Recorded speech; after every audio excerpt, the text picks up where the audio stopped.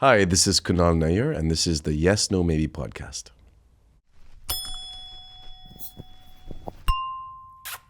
Welcome Thank you. Thank you so much for having me. to the Yes No Maybe podcast. Thank you. Congratulations. Thank you. Thank you. It's an absolute honor to have you here. We've been lucky enough to get to know you over the last, I don't know how many years now? Couple years. Yeah, probably 2 years. Couple years. Yeah, 2 years. Probably. And when we were starting to put this together, Anna was like, we have to get Kunal on. So thank you so much for being here. I remember when we were talking about sort of this idea that you had.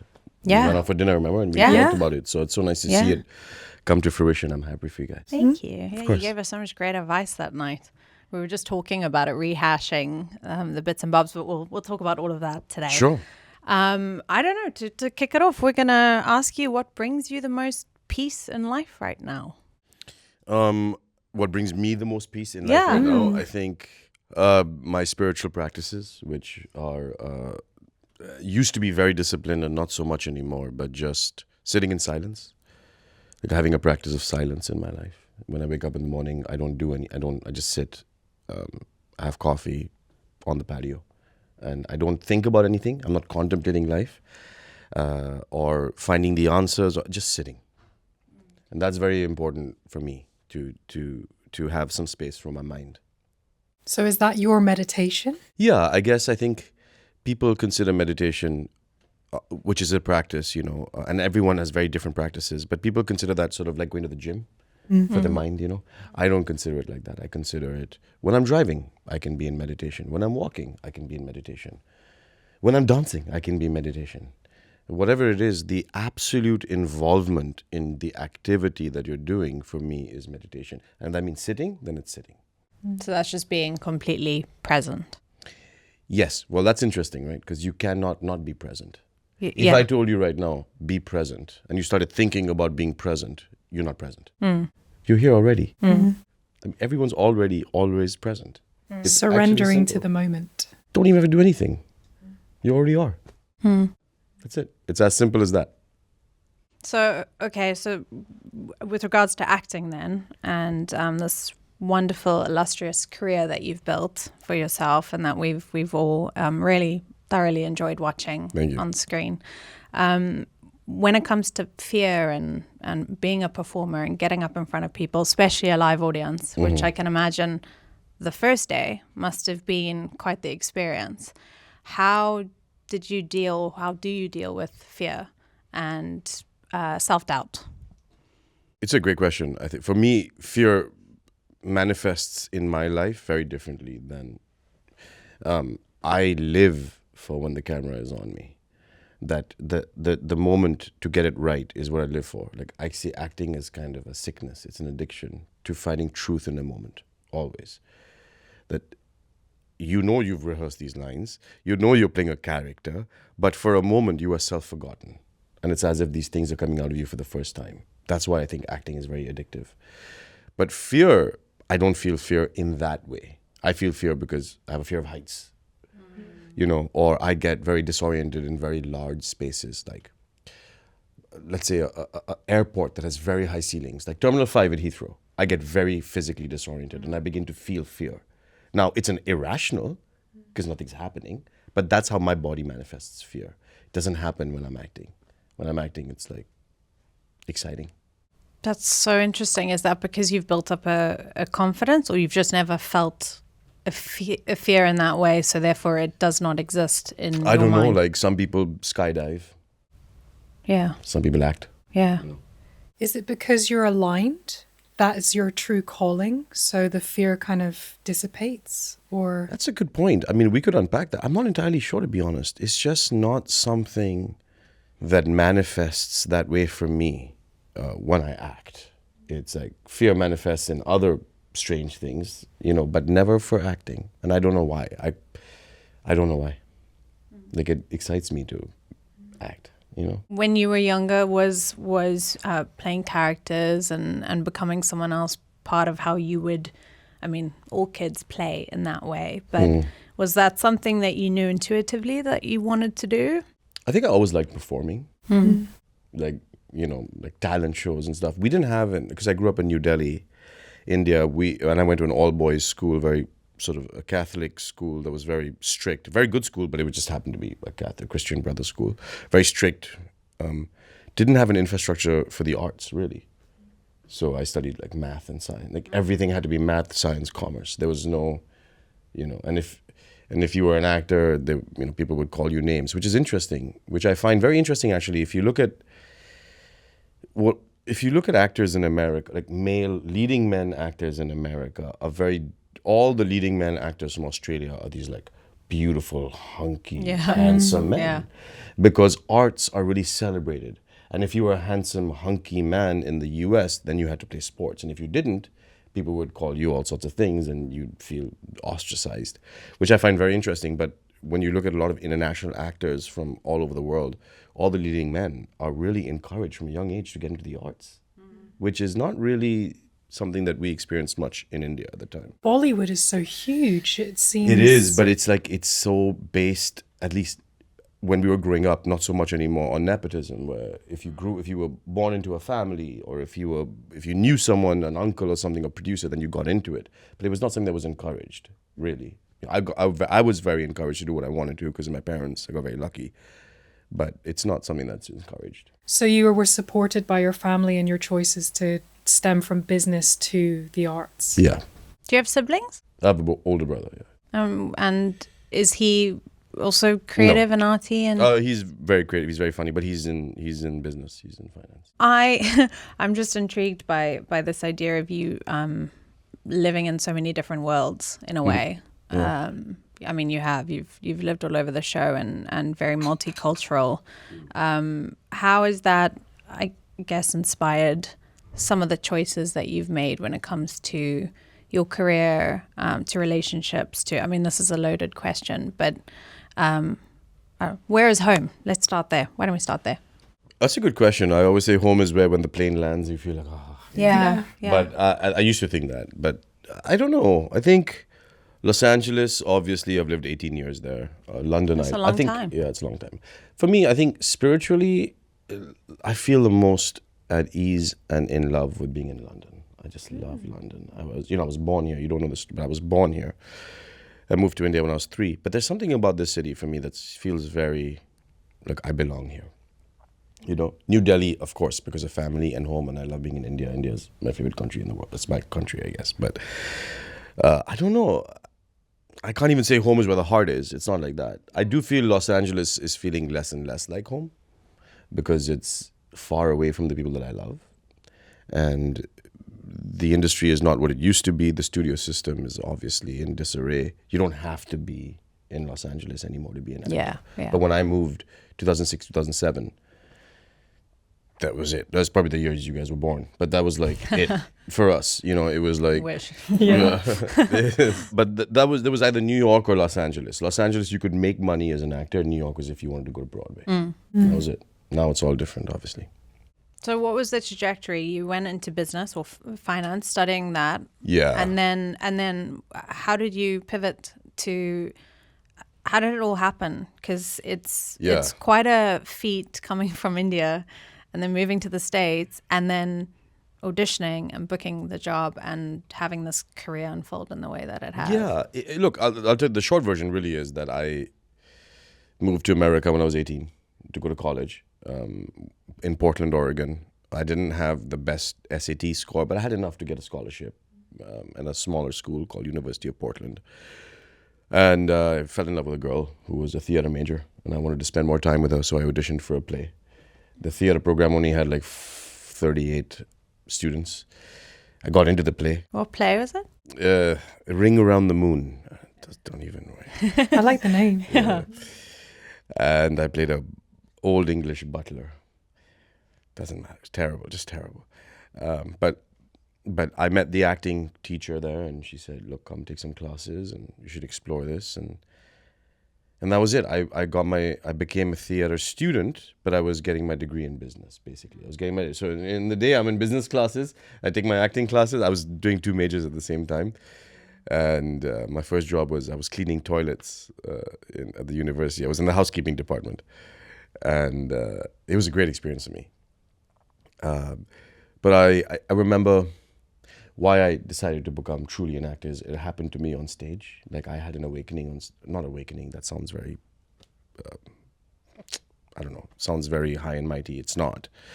I was doing a play in my third year in college, and I was doing The Rose Tattoo by Tennessee Williams, and I was playing the lead role, and I was putting on this silk shirt on my body, and I'd done this, play for the whole month. And I put the silk shirt on, and I'm saying my lines, and I had a moment where I was completely not myself. I was completely that thing, that character. And I knew then, oh, this is what it is. That to forget myself and I become that person. Even though I had done it 20 times. And then now my entire career is chasing that moment, always, in every scene I do. Did you feel like you peaked then? Have you ever felt that No, it wasn't. again? Thank you. That's a good question. It didn't feel like a peak. It felt like an awakening. Okay. Oh, this is why I want to do this. And I went home that night and I called my parents and I want to be an actor. And then I got my master's in acting at Temple University in Philly. But no, it didn't feel like a peak. It just felt like an awakening. Oh, this is it. It all just made sense. It was more simple than that. It wasn't some mind-blowing thing. It was very, very real. It's interesting because Kendall is working on a project which we cannot discuss yet. Okay. And I remember you calling me and saying, this is it. This is what... Yeah. I think... It sounded to me a similar experience. I don't know if you it felt... I think when you hit that sweet spot, especially in acting, and I can imagine as a musician, when you're on stage and it just feels right, it's almost like a godly experience in a way. That also sounds a bit funny, but no, it doesn't. But it's like you're so in flow. It's like almost it's as if you were hearing God's voice. It sounds so. It's just there's something so spiritual and incredible and alive about it when it hits that spot. Agreed. So I get it. Yeah, and it's very real. It's not some kind of mystical experience. It's a very real experience. Oh yeah, okay, this makes sense. This is everything. But my question is then, how do you make sure, speaking to someone who's done this for so many years, how do you make sure that you have that moment more often than not? Because that's what's going to make you a great actor or a great performer, is reaching that moment where you feel it, the audience feels it, and that doesn't always happen. No. So what do you do in the moments when that doesn't happen? And you've just got to get through the dialogue or the scene, or you're working with a difficult partner who doesn't get it, or how do you combat that? I mean, you're right. I mean, if I had the ability to always experience what I experienced on stage, then I don't know if acting would be that appealing. Yeah, that's true. Right? Yeah. I mean, I think that they're always searching for that moment. And as you know, being an actor is not just action and you act. It's also being on set for 14 hours a day, away from your family. It's also being around people that you don't know and you suddenly get very close to. It's how to have patience when things go wrong. You have to be able to manage those things, like you said so astutely. It's not always just easy. And people think it's glamorous. It's not when you're sitting in so a far from that. trailer in Louisiana eating fish and chips for lunch, and it's 45 degrees Celsius outside, and there's bugs biting you, and there's a fan right here, and there's a light right here, and there's a camera right here, and you're irritated. No, I think that what's exciting is the focus it takes. The discipline and the focus that it takes is also exciting. It's part of it. Searching for that moment. I don't think if that moment came very easily, I don't think I would enjoy it as much. Yeah, that's a good point. It's like earning that moment almost. Yeah. Also, people don't when I talk to younger actors too, I say this all the time. It's like you have to learn how to. It's not just about acting. You have to learn how to be on set. But you have to learn how to be away from family. It's a very selfish profession. It's not a profession. I understand sometimes the sort of optic self-narcissism that comes with being an actor. Like, oh my God, they're so actory or whatever. But the entire risk you're taking in your life is yours. Yeah. Right? If a movie flops, it's this face. It's no one else's fault. Yeah. It's this face. So you have to be nuts to do this. Yeah. You can't, it's not, there's Yeah. nothing safe about it. You are always naked. So you have to have some kind of resilience to the folly that lies on the other side of failure. I don't think it's entirely selfish, because I'm obviously I understand some of the elements and points that course. you're bringing up. However, I think that the art, especially some of the art you've put into the world, has really touched a lot of people and helped a lot of people. My mum is one person. She only watches 3 shows, and yours is one of. That's She's sweet. obsessed with Big Bang. I think I've seen every episode, and just the way that that's helped her, the escapism that it's given her, and also you're one of these people. You're kind, and you've got kind and calming energy, and when you go into a room, you remember everybody's faces and names. I think that was one of the first things that I noticed about you. You met me once, and the next time I met you, you said, "Hi, Anna," and then you said, "How's your mother?" Because you kindly recorded a beautiful voice note for her when I explained her situation. And I think that your art really does spread a lot of positivity to people, and so it's not entirely selfish. Yeah.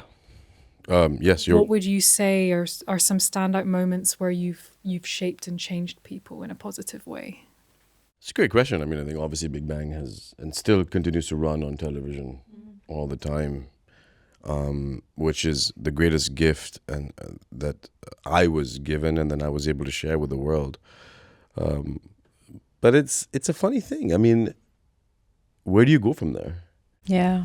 Now everything I want to do is just sort of self-exploratory. I want to see, okay, how far can I push this with dramatic work? What character, I got nominated for a BAFTA for a show I did called Criminal, where I played a criminal. It was right after Big Bang, where I had this beard, and that was just so enjoyable to do, right? Now, did that show change someone's life? No. But for me, it was awesome to do something that was dramatic. I don't think so much about creating works that change the perception of society as much as just put a mirror against it.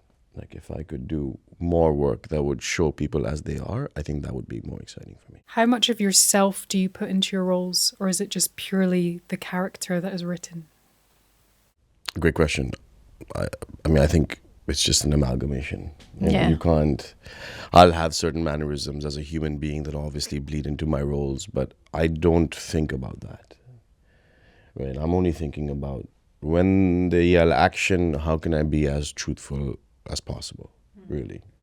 Do you have a process in terms of, I mean, this is a very technical question. That's okay. And selfishly I'm asking because I'd love to know. But Yeah. in terms of script, breaking it down, Yeah. did you learn certain things when you were getting your master's in acting that you still use, or has it been you've learned by doing and then you've kind of found bits and bobs that work and that's become your process? It's still very technical for me. I mean, I did 4 years of undergrad training and then 3 years of master's, so like 7 years of acting training. It's a lot. Yeah, it's a lot. Yeah. But for me, it's still the same thing. The way I break down my script is very technical, very, very technical, and everything is like line, and I have a choice on every single thing. that I'm Action, saying. everything. I action everything. Okay. Now I don't necessarily end up using that. When the moment comes, I just throw it all away and see what happens. But if I don't make those choices, I feel lost. I have to Interesting. really, really, am I pointing this out or am I stating a fact? Am I feeling this out or am I interrogating? Like, I have to know specifically on every line. Obviously, Big Bang was different because I did it for 12 years. Like, Yeah. so in the beginning, the first few years, you look at my work, it's a bit stiff, and then you just let it go and enjoy that, But I did a great play with Jesse Eisenberg in 2017 called The Spoils. We did it in New York, and then we came here and did it at the West End. Great play, just me and Jesse on stage pretty much for 2.5 hours. That was one of those things where I did all the technical work, but then every night was just magic. Just different, yeah. Anything could happen, and he is one of the greatest actors Yeah, he's I great. have ever worked with because he is so open, he's so there with you, and it's so dynamic. He's so absolutely intelligent. that he can just make it happen. And that was really exciting for me. So yes, very, very specific, but I have to throw it away. Yeah, you have to surrender it and just let it go. Yeah. Yeah. And there's a confidence that comes with working a lot. Yeah. And then, like, if I haven't worked in a while and I go back to something, I'm like, always that fear, like, do I still remember how to do this? So then do you think that you don't have the fear, going back to what we said earlier, Yeah. because you're so well prepared? Do you think if you weren't that well prepared, if you hadn't taken the time to action everything and break it down, you might feel an inkling of nerves or fear going into a project? 100% for me. Yeah. I mean, if I'm not, and it happens sometimes, you have an audition the next day, but you're shooting something, so you have to finish shooting that, and then you have an audition, and then you promise someone you'd have dinner with them, and you have to cancel it, and you have to go home, and you got to do the thing, and then, but I'll tell you, fear, being in a play, and there's nowhere, you can't stop, and having panic in the middle of a performance. So you're saying your lines, you're doing everything, and inside you're like having claustrophobic panic. It happens to every single actor at some point in their career. Is the most debilitating feeling. That there's nowhere to go. You can't go. You can't walk off stage. You can't run away. You have to and go you just get through it. You just get through it. It's fascinating, but it happens to everyone. And then you think, oh my God, it's going to happen again. It's going to happen again, and it just doesn't. Doesn't. After you go through it a few times, it doesn't happen again. But that's scary. Being on big sets for 12 hours, being away from your family, how do you handle loneliness? Is that like inner work or? Yeah, I guess everyone's different. For me, you're not alone. I mean, you're surrounded by. You're alone. I mean, I guess you're right. You feel it when you're brushing your teeth in the morning and you're just alone, or before you go to bed and you're on your own. That's when you feel it. When you're on set, you don't think about it so much. But when you travel alone. When when you're doing press junkets for hours and hours and hours, it's always the little moments when you have a moment to eat. So you just go up to the bar and you have a quick bite, or you have a quick drink or whatever it is that you do it. Yeah, you do all of that stuff alone. I guess I kind of like it. Yeah. Yeah. Yeah, there's this kind of like game face you just put on. You're like, okay, this is what I've chosen. Also, there must be something quite freeing about being comfortable with yourself, because I don't think a lot of people are. I think one of the hardest things sometimes is to be okay with who you are and to sit with yourself alone in a room and be okay with what is. So sometimes time alone is quite eye-opening, I think. Yes. But yes. You're right, you're never alone really on set. You're always so busy surrounded by people that there's not really much time to even think about it. But what about between jobs? What about between sets? Yeah. That's a great I question. mean, you were on the biggest TV show in America. Yeah. You had the most beautiful woman in the world that you married. Yeah. I mean, you've hit every pinnacle that people couldn't even dream of having. How was the moment when it stopped? It's a good question. I haven't stopped. Obviously, really. obviously the love didn't stop, but I'm talking about Big Yeah, I Bang. know what you mean. It hasn't been. I don't know. Like, it's never easy. Even when things are going good, it's never easy. It's the desire.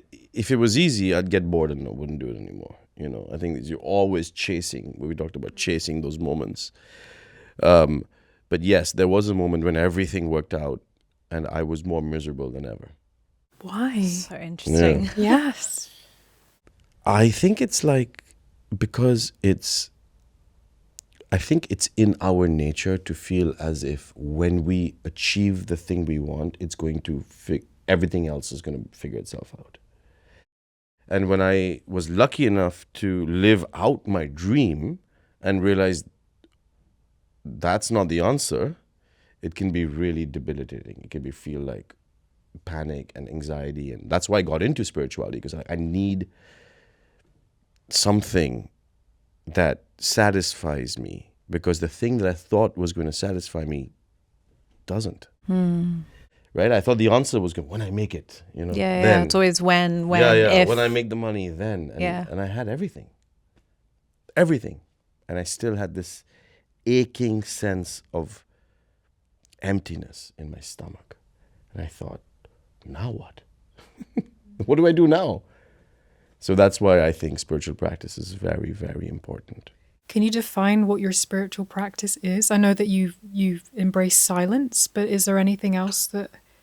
I went through the entire gamut of deep meditation, teachers, books, reading, who am I, questioning the nature of my psychological body, mind, character, everything, like hours and hours and hours. But that in its own way can turn into sort of an egoic identity also, like I'm a spiritual person, all that. Yeah. So I've done all of that. And then I had to also throw it all away because you forget how to be a human being all the time, just sitting like this, everything's fine, everything's fine. You can't be a husband, you can't be a son, you just become so obsessed with silence that I didn't realize that my ego, which loved acting so much, took the same energy to spirituality. And I'm going to be the greatest meditator. This energy, I'm going to be the greatest actor. Now turned into, I'm going to be the greatest meditator. I'm going to be the most silent person to ever live. All this stuff, and you don't realize that your ego again is just finding something else to put that To energy achieve. into. Yeah. Now, if there was a spiritual practice, if I even call it that, is to really enjoy myself. When we met was the beginning of that journey, which I think you saw a little bit of, is that I want to experience life. Even the bad stuff or whatever, even the fear, even the anxiety, everything. I want to enjoy. I want to dance and I want to love and I want to be kind. And if I get angry, I want to be angry. Whatever it is, every day I want to experience life. That is, if there was any spiritual practice for me, that's my entire involvement in this human existence. I want to experience. I guess that's my spirituality. How did you get to that point, though? Like, what was did something happen, or was there a deciding factor where you were like, okay, I understand it now. That is what I want to do. That is how I show up in my life and be present in my life, and rather than trying to achieve the spiritual practice. So was there a defining moment? Or I think there were many, along the way, little awakenings and this and that. But one specific moment was I was sitting in a park in Chelsea. I was watching these kids play and they were having a lovely time. And it was a beautiful sunshiny day, a few clouds. And I'm looking at this tree and I'm like, am I the tree? Am I the breath that is breathing out and the tree's breathing in? Or am I oneness? Am I God looking at am I looking at these children? Are they looking at me? Am I in this universe or they're in mine? Really deep dive, And I just started laughing. Out of nowhere, like divine laughter. Because I realized that whether I'm the most enlightened person in the world or not, this moment in time does not care. The kids will still be playing in the park. Whether I am the most peaceful person in the world or not, the kids will still be playing in the park. Whether I wake up and I become the most enlightened human being in the world, kids will still be playing in the park. This moment in time does not care what we think about it. It's the only thing that is going on. That's it. That really taught me, like, okay, enough, get out of here. Come in here, And that was it. Now I'm trying to emulate that as much as I can. I mean, you pride yourself in being authentic. You are an authentic person. With regards to your beautiful heritage and your accent, which you've obviously used in your work to your advantage and to, as one of your unique points about you, was that always the case? Or did you have mentors or coaches that said, be more American, change where you've come from? I mean, I've never had mentors or coaches who said that, but there have been moments, obviously, when I've had to assimilate culturally, and dumb down is not the right word, but push down sort of the authenticity of my culture and my heritage, especially in the beginning. But no, part of me, I love wearing my culture on my sleeve. I'm very proud. I'm not some kind of nationalist or something, but I'm very proud of being Indian. It's a beautiful culture. And I'm very lucky that I grew up in a beautiful country, surrounded by so much family and cousins, You should see my group chats. I mean, it's I can imagine. oh my god, family. I mean, I have so many, and all the older uncles and aunts just post the most ridiculous YouTube videos all day because they don't know how to use social media, right? Yeah. So it's always like that kind of stuff where my father is one of the most beautiful people in the world. He writes me the most amazing WhatsApp messages, like constantly, but they're very formal because my father's like an old, like he's like they just came to visit in Los Angeles. He got off the plane and he was wearing a navy blue blazer, a shirt, and a cravat. You know what I mean? That's Love my that. dad. Yeah, That's and my they dad looked too. and they looked like my dad's like 76 years old, and he looked like a child when he came. I was like, "How do you look so good?" It's like beta. Beta means son. It's because I've got the riz. I was like, come on, man.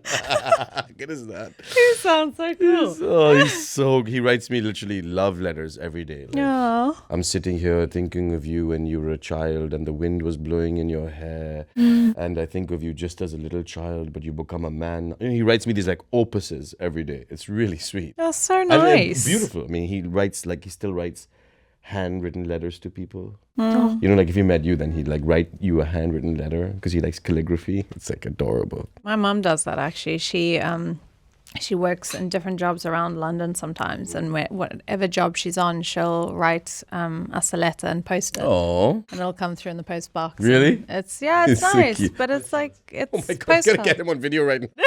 She's like a popping head right now. It's like you have no body. It does look like that. Actually. It's adorable. He's like, hello. You're wearing pants, right? Back to India. I mean, I would love to go to an Indian wedding. That's like I've been. You've My best been. friend's wedding. It was like a 6-day event. Yeah, it's really fun. I got to wear a sari. And Oh it wow, was- you would have looked beautiful. in Oh, the sari. it was a It's royal gorgeous. blue one. Yeah. And she called us her sari sisters. Oh, it's so 'cause, cute. there's no bridesmaids. Where was it? It was in South Africa. Wow, beautiful. In Durban. In Durban? Okay, great. And it was what a celebration. Yeah. One of the best parties I've ever been to Yeah, in it my really life. is. Just so many traditions and so many and so many colors and the food and just extremely vibrant. What a Yeah. vibrant culture. It is. It's beautiful. I mean, and peaceful. It's nice. It's like, I think that the beauty of the Indian culture is this sense of surrender to the one thing, consciousness, the one thing that's going on all the time that we all have access to. That there is a surrender to that, which I think is beautiful. You know? Yeah, it's definitely on As opposed to sort of an authoritarian version of God. Yeah. I think at least in our culture, it's within you. It's here. You can. We have the same thing. I think that's nice. what is your love language? Cuddles. I don't know, touch. Physical touch. Yeah, I'm really, and gift giving. Like giving gifts and touching, physical touch. That's sort of that's the way I like to express love. One thing I don't know about you is music. Do you love it? What do you listen to? You said you don't sing. I sing a little bit, but not much. But I really love sort of singer-songwriter, like Irish singer-songwriter, like Damien Rice, Glenn Hansard. Soppy stuff. Sad. 90s emo music, Yeah. I'm so surprised. I would not have thought that was Really? your... Yeah, but I also love 90s hip-hop. I love Yeah. funk. I mean, anything I can do. I love music. But if my playlist is always like Bryan Adams, MTV Unplugged. Oh, yeah. All of Bon Jovi's latest. I went to see Backstreet Boys you? in Vegas. It was Oh, is it good? incredible. That's a concert I've actually always It was wanted to I'd go love to. to go to Incredible, you guys. You have to go. Incredible. And I got to meet them and stuff. I was like freaking out. That's cool. I was freaking out. That's cool. I was Like a like, little and they're fanboy. All the so- 90s by the way, posters on they're the walls. so cool. They They're are all cool. so cool. They're like the coolest, like handsome and strong and muscular. And like, I was like, man, I'm like in love with you guys. And like so nice. It's like the best. What was your first ever concert? Oh, this is going to be really strange. Do you remember Samantha Fox? Does anyone remember Samantha Fox? No. She had a one-hit wonder, and that song was huge in India for some reason. What's the song? Samantha Fox had one song, and she was this like sexy, I think she was British girl, and she had one song that was like and she came to tour India, and it was like packed. And a lot of parents didn't allow their kids to go because it was a very overly sexualized show. And that was my first concert. And here's the weirdest part. How old were you? I don't even remember now. I don't know. Yeah. 12, 14? Yeah. I don't remember. But here's even weirder. And I could be getting this wrong, so don't quote me on this or fact check this and then, put hate on my Instagram.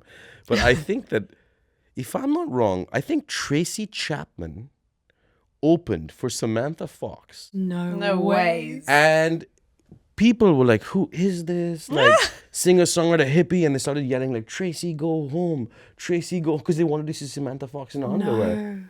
And I remember listening to Tracy Chapman. And I think she was singing Fast Car at the time. And I was like, yeah. There And we I was go. like, oh my God. What? This is the most amazing thing I've ever heard in my life. I'm obsessed with who is this woman. I So you hope saw- I have this you story saw right now. Tracy Because that's a Chapman. great We're story. gonna definitely Fact check it Google later. Samantha Fox. Well, that was technically your first concert. Yeah. That's epic. Okay. Well, mine was blue. Blue? Blue. Blue? Blue. Sorry seems to be the hardest word. That song. That was the Elton John cover. Yeah. Blue. Do you know? Blue? No. Boy so- band. It was a British boy It was a band. British Oh, boy band. okay. They had Blue. some bangers. And then my friend was in a British sort of pop band called sorry, my allergies are crazy right now. It was called with a D. Was there like a famous British girl boy band called with a D, like Despicable or Despite or Dispatch? Not. I'm gonna think of it. My friend He'll was in come it. to you. That's cool.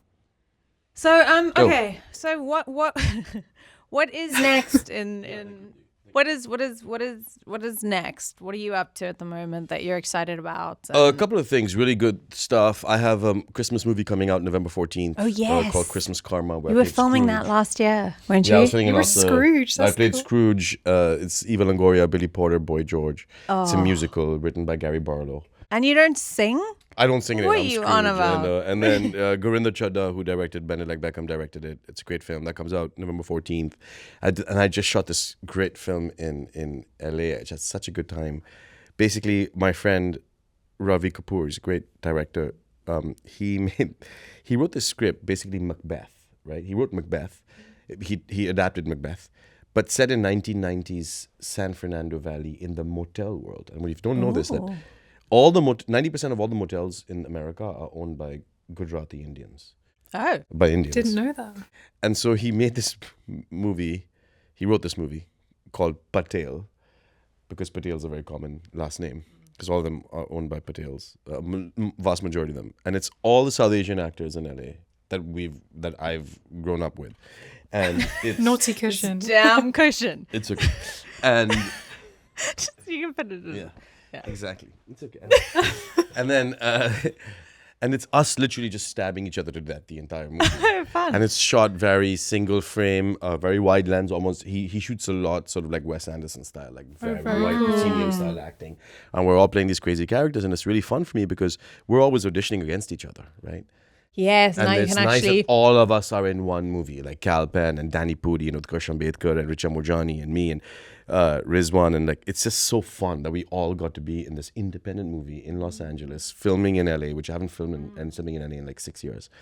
And you're all taking each other out. And we're all just taking each other out. And it's just disaster and blood and guts and fighting. And it was really fun. That was really fun. When does that come out? I don't know. They're editing right now. I don't know. Did you have to do any fight scenes working Yeah, with yeah, stunt doubles and things like that? No, I Did just did it. You just did it? Yeah. Okay, cool.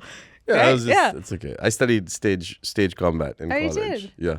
Oh, I that's know cool. how not to hit someone. Yeah. I did the real once. way. No, I did once, like, oh my God. It was so at the end of the play that I did with Jesse, at the end of the play, I end up punching him in the play. And we practice. And it's a very emotional scene.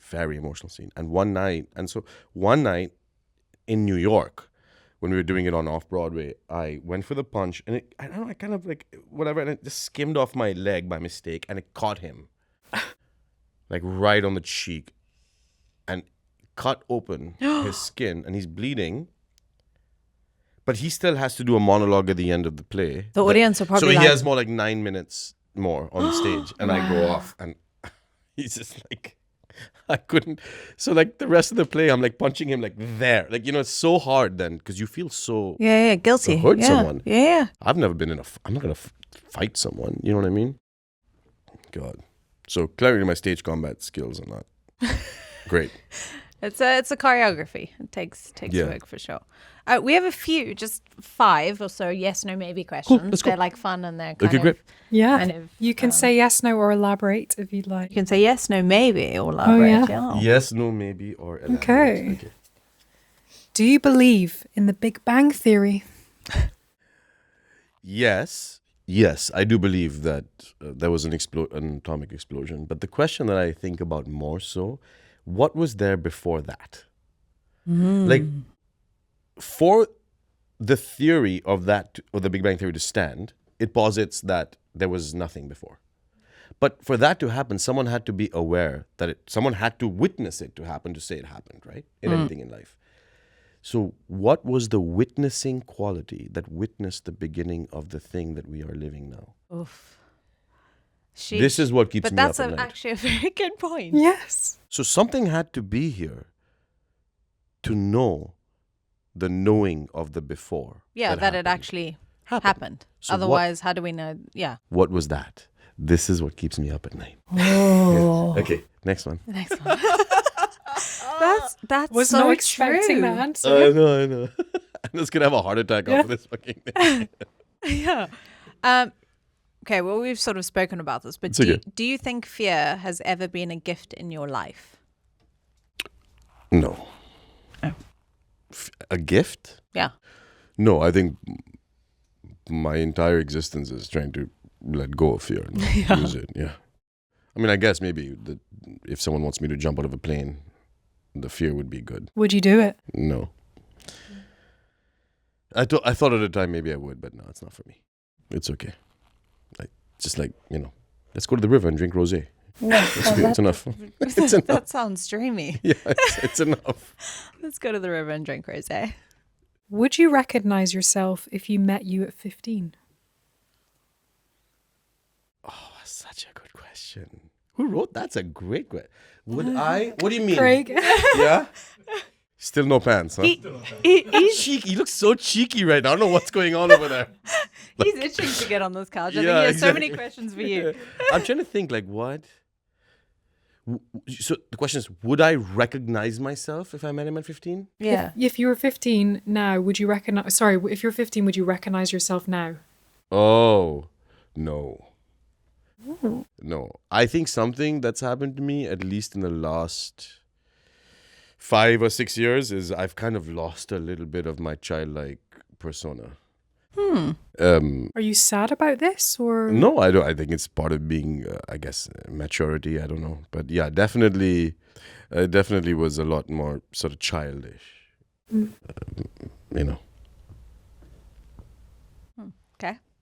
Do you want a bookend to that story? I mean, are you guys... I thought there was more. I know, so did I. Oh gosh. Okay. Do you think you'd survive 1 month without your phone? No. 1 month? That's not a serious question. Come on. The question should be, could you survive 1 day without your phone? Could you? No. I mean, no, I gotta check Instagram. Yeah. Are you on Instagram a lot? No, No. I don't know why I said that. But yeah, I mean, I could, not a month. It's our life. Like, it's the way in which I communicate with my family. So no. Yeah, that's true. That's really it. I mean, Yeah, that's a good point. I guess the question could be, could you survive 1 month without social media? Could you? Yeah. Yeah. I could. I could. Yeah. We say that, but could we? I could. I could. I could do a detox. I should do a detox. I delete the app from my phone. Yeah. But then for like promo stuff and film stuff, Yeah, yeah. it's important, no? Or Yeah, it is. Yeah. It is important. Yeah. It's like currency. Yeah. It's it's important. You need to be on there. But also, I like it. Like I like on Instagram. It's not just doom scrolling or something. I look at really good stuff too. You know, it's like when you're talking about something. I remember when I was doing Criminal, I was learning lines because we were shooting 9 pages a day and it was a lot of lines. So I'm rehearsing my lines. There was some line about Consumel. Consumel? Is that an island? Yeah. No. Doesn't matter. There was some line about an island that has a very strange name. And then I literally on my Instagram was like, tickets to Consumel. Because I was just repeating my line. My phone is listening at They're all listening. times. It's creepy. Always. Is laughter a spiritual practice? 100%. 100%.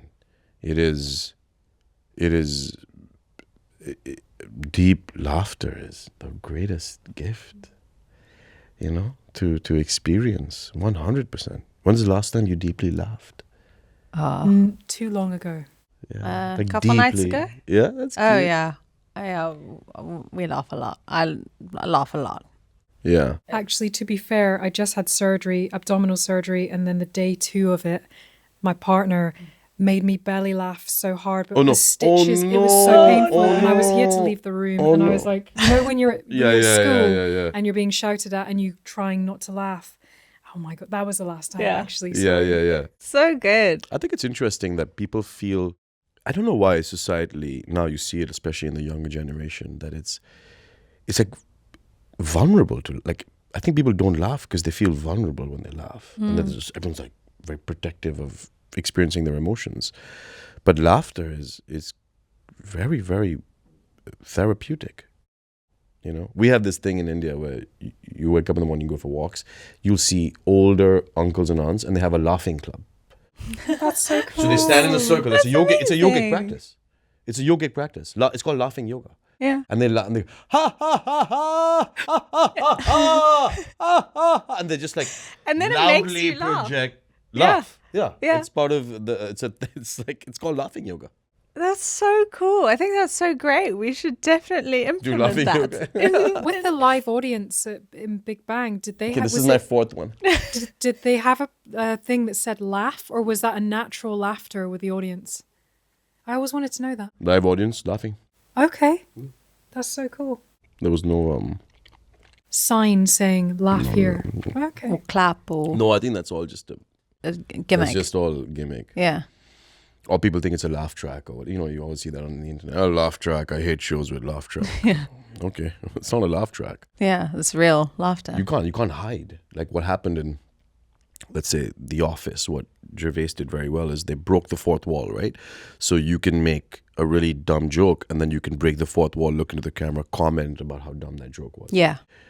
But in a multi-camera show, you have to have a joke every second or third line. You can't break that fourth wall because you're shooting in a proscenium and you're in a play, basically. You can't break that barrier between the audience. Like, it'd be so weird if Raj looked into the camera. You can't, Yeah. right? Because you're watching these people's lives.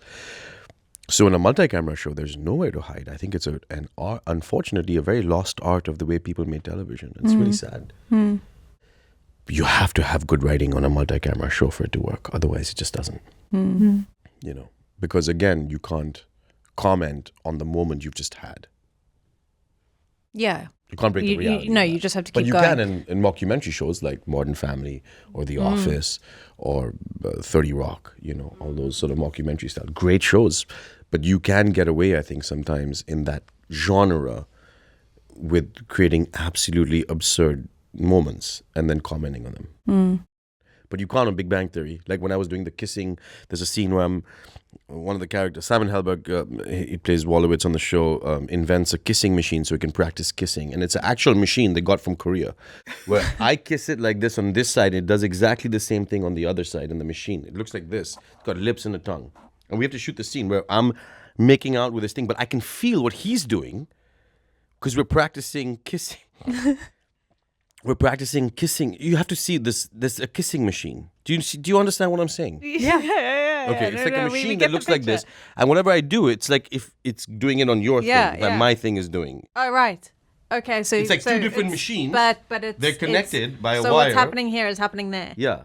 And people use it in Asia to practice making out. That's crazy. Yeah. People practice making out? Like without I wouldn't know. It's been a long time since I practiced. without a person, they use a machine. That's nuts. That's crazy. Yeah, that's one of the many crazy things we did. Wow. Yeah. I've never heard that before. Yeah, So I'm going to send you the scene. I'm going to find it yeah, somewhere. so you did Please. that in front of the audience. Yeah, in front of a live audience. And you had to not laugh. Right? Yeah. You had to take And it it's getting seriously. slobbery and stuff, and I can feel what he's doing, and I'm like, oh my god. Oh my god! Did you? We'll get on to this last one now. But did you have rehearsals? Yeah, we rehearsed all week, and then we shot in front of a live Okay. audience. Yeah. Okay. So you knew the beats, the changes, the marks, everything, Yeah. and then Yeah, you rehearse it like a Yeah, play, and then yeah. you shoot. Wow. And then you shoot, and the audience comes in, they load them in, and then you shoot. Wow. So interesting. Do you think you are an Indian sex symbol? What? No. No, not me. No, I think not at all. Maybe someone thinks so, but I don't, you know. Oh, I'm sure there's a number of sex people that symbol. loved Raj. Thank you. But not for being sexy, for sure. There's people are into different things. So. I know. Thank you so much for coming. Thank you. and- I think there's you want a question? Is that a question? What is that? Oh. No, that was just a follow-up. Oh. I don't know if it would fit, but... Could you survive in a world that communicates with family through letters and postcards only? Oh, can I survive with just letters and postcards? Yeah. I don't think so. I don't think we have the patience anymore. No, I don't think It's so. a great question. Yeah. Could you?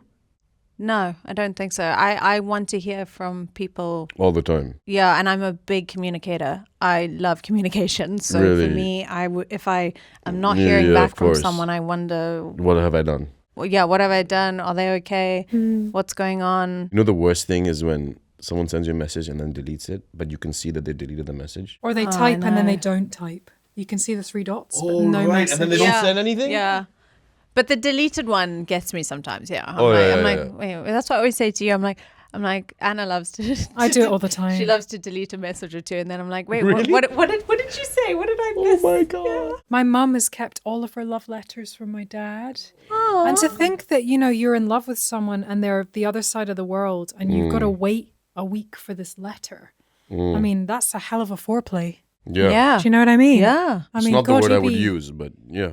Yeah. Sorry, Especially when it comes to- I've cheapened it. Not my mum and dad, but like that's not what you want to be thinking. No, about. I don't know. Yeah, yeah. If you haven't seen a man or a woman that you want and they send you a letter and you're waiting a week, I mean, Yeah, God. That is foreplay. But Yeah. there was something quite romantic about having Absolutely. the pen pal. Like having to write something to someone and Yeah. they receive it and you write back. But now, no, it wouldn't. It wouldn't work. I don't think. It's a great way to end this podcast. Foreplay between my parents. Yeah. We've had, it's just what a cool chat. Thank And you. Thank you for being here and for making the Thank time. you. Love And you guys. Thank you. we finally got you Congratulations. here. Anything I can do, please let me know. Honestly, an honor to have you. Oh, here I'm on the always here for couch. you. Whatever you guys want. Cool. Thanks. Peace.